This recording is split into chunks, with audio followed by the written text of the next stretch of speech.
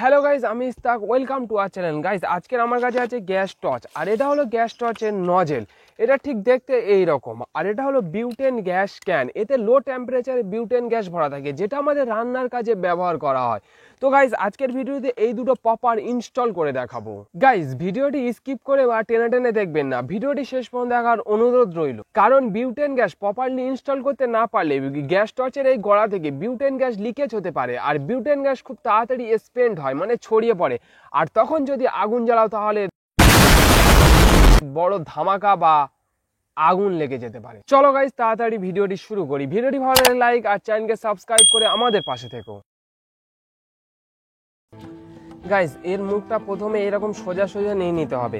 তারপরে এই বিউটেন গ্যাসের করে এই মুখটা এই কাঠার সাথে জয়েন করে এই রকম ভাবে জয়েন করে চাপে এইরকম ঘুরে দিতে হবে। ঘুরে দিলে আমাদের গ্যাস টর্চ প্রপারলি ফিট হয়ে গিয়েছে।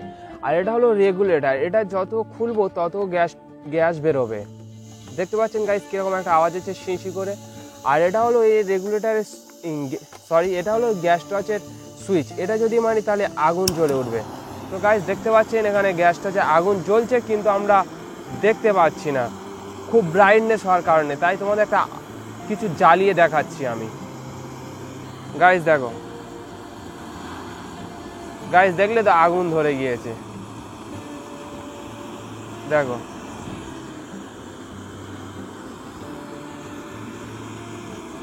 আর এই রেগুলেটরটা বন্ধ করে দিলে, টাইট করে দিলে আবার গ্যাস বন্ধ হয়ে যাবে। গাইজ, গ্যাস টর্চের এই তিনটে ছিদ্র দেখতে পাচ্ছেন, আর এইদিকেও এই তিনটে ছিদ্র আছে। এটা হলো গ্যাস টর্চের অক্সিজেন সাপ্লাই করে। গাইজ, আজকের ভিডিওতে এই পর্যন্ত। ভিডিওটি ভালো লাগলে লাইক আর চ্যানেলকে সাবস্ক্রাইব করে দিও। আর এই গ্যাস টর্চ নিয়ে কি কি এক্সপেরিমেন্ট করা যায় অবশ্যই কমেন্টে জানাবেন।